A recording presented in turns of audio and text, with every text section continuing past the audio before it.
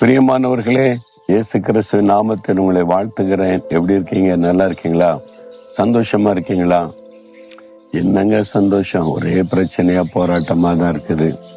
நானும் என்னவோ ஜெபம் பண்ணி பார்க்குறேன், முயற்சி பண்ணி பார்க்குறேன், ஒன்றும் நடக்க மாட்டேங்குது. ஏதோ இந்த சூழ்நிலையை பார்த்தா சோர்வா துக்கமா கவலை தான் இருக்குது. அப்படி சொல்றீங்களா? அப்படி இருக்கக்கூடாது. நீங்க இதெல்லாம் பார்த்து சூழ்நிலையை பார்த்து சோர்ந்து போயிட்டேன் துக்கமா இருக்கிறது சொல்லக்கூடாது. நமக்கு சூழ்நிலை அப்படிதான் இருக்கும். ஆனா நீங்க பார்க்க வேண்டியது உங்க பக்கத்துல இருக்கிற இயேசுவை. அவரு தானே கைப்பிடிச்சு நடத்திக்கிட்டு இருக்கிறாரு.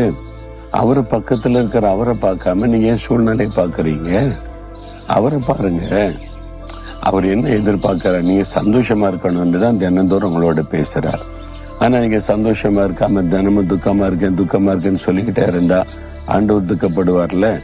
என் பிள்ளைங்க சந்தோஷமா இருக்கணும்னு தான் நான் உங்களோட தினமும் பேசுகிறேன் அப்படின்னு ஆண்டவர் சொல்லுவார்ல. இப்ப அப்படித்தானே சொல்றாரு. இப்ப அவர் என்ன சொல்றாரு பாருங்களேன். சங்கீதம் 37:4 கர்த்தரிடத்தில் மன மகிழ்ச்சியாயிரு, அவர் உன் இருதயத்தின் வேண்டுதல்களை உனக்கு அருள் செய்வார். உன் இருதயத்துக்குள்ள சில வேண்டுதல் இருக்குது.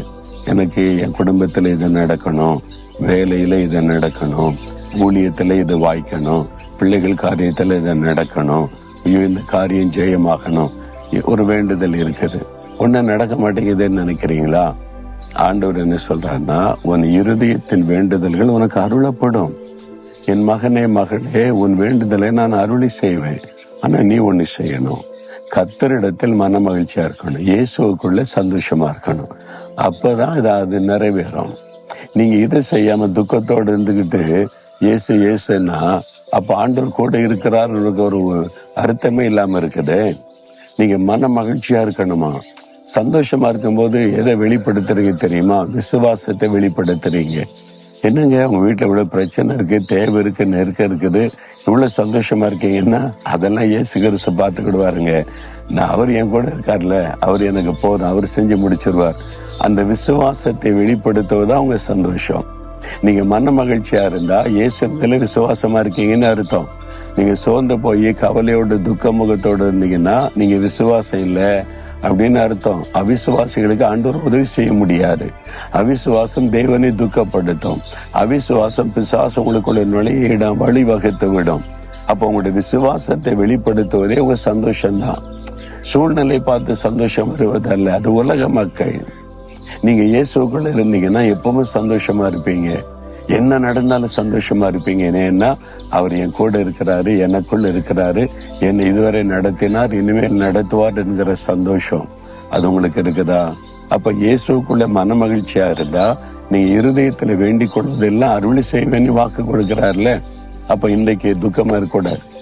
இப்ப இன்னையிலிருந்து சந்தோஷமா, இயேசுவே உமக்குள்ள நான் சந்தோஷமா இருக்கிறேன், நீங்க என் கூட இருக்கிறீங்க, என் கூட நடக்கிறீங்க, என்னை கைப்பிடிச்ச நடத்துறீங்க, எல்லாத்தையும் நீங்க பார்த்து கொள்ளுவீங்க, நான் உமக்குள்ள சந்தோஷமா இருக்கிறேன், துதிக்கிறேன், நீங்க என் கூட இருக்கிறதே எனக்கு பெரிய பாக்கியம், எனக்காக மரித்து உயிர்த்தெழுந்து என் பாவத்தெல்லாம் மன்னிச்சீங்க, எனக்கு துணையா இருக்கிறீங்க, ஸ்தோத்திரம் ஸ்தோத்திரம் துதிச்சு மகிழ்ச்சியா இருங்க.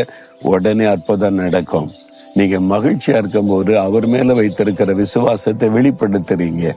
அப்பதான் அற்புதம் செய்ய முடியும். ஆண்டவர் பாப்பாரு, என் பிள்ளை இவ்வளவு பிரச்சனைக்கு நடுவில் இப்படி சந்தோஷமா இருக்கிறா, என் மேல வச்ச நம்பி விசுவாசம் தானே நான் செய்வேன் அப்படின்னு ஆண்டவர் செய்வார். அப்ப இன்றைக்கு நீ அழுமுஞ்சா இருக்கக்கூடாது, துக்கத்தோடு இருக்கக்கூடாது. இயேசுக்குள்ள மகிழ்ச்சியா, இயேசு உமக்குள்ள நான் சந்தோஷமா இருக்கிறேன்.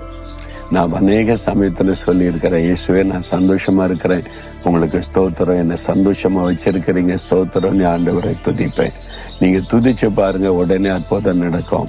அப்படியே இப்போ உடனே சொல்லணும், கண்ணை மூடி சொல்லுங்க, இயேசுவே உமக்குள்ள நான் சந்தோஷமா இருக்கிறேன், நீங்க என் கூட இருக்கிறீங்க, என்ன நடத்துறீங்க, அது எனக்கு போதும், எனக்கு எல்லா இருதயத்தின் வேண்டுதலை நிறைவேற்றி தர்றீங்க, நான் அற்புதத்தை பார்க்க போகிறேன். இன்றைக்கே ஒரு மாற்றம் அற்புதம் வாழ்க்கையில நடக்கிறது, நான் விசுவாசிக்கிறேன். இயேசுவின் நாமத்தில் ஆமேன், ஆமேன்.